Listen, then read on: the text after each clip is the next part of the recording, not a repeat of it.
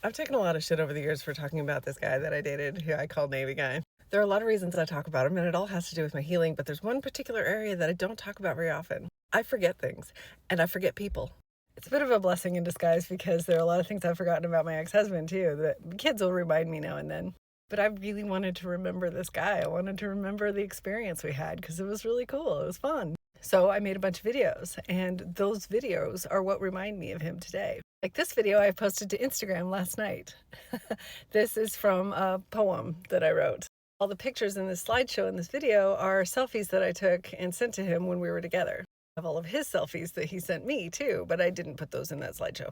Anyway, I came across this video last night in my files and I went ahead and posted it. And as I'm watching it again, I noticed this blanket. This blanket has been floating around my house for 2 or 3 years. And I've been asking the kids, is this your blanket? You need to put it away. Is this your blanket? And nobody is fessing up to owning this blanket. And it wasn't until I saw it in that picture that I remembered that was one he gave me. That's Navy Guy's blanket. And I just didn't know. This whole time I've been sitting around with it in my house like it's a piece of clutter.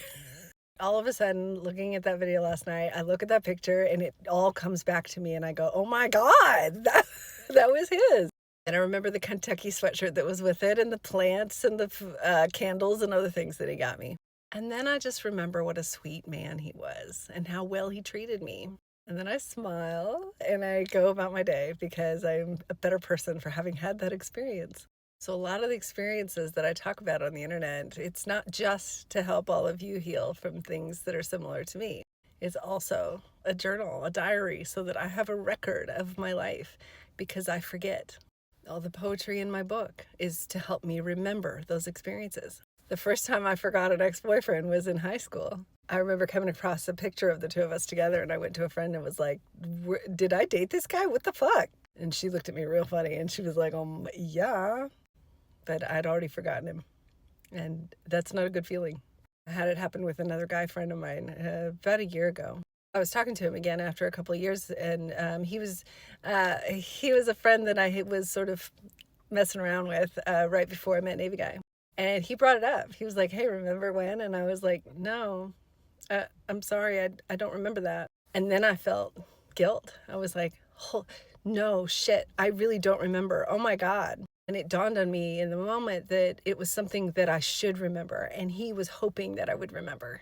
And his feelings were hurt. And he didn't talk to me again after that. I think he didn't believe me. He didn't believe that I forgot. So 90% of what I've been posting on the internet the last 5 years was not to get attention. And only partially to help other people. I'm here for me. For my own mind. And so I know that things that happen to me. Because very often I'll make a video talking about a thing and then a month or two later, it's like it never happened. This is what trauma does to the brain. And this is a lot of psychological trauma and gaslighting. Being told repeatedly my whole life that whatever it was that I was talking about wasn't real, it didn't happen. So my brain has learned to push those things aside and say, well, I guess that never happened. These videos are my proof.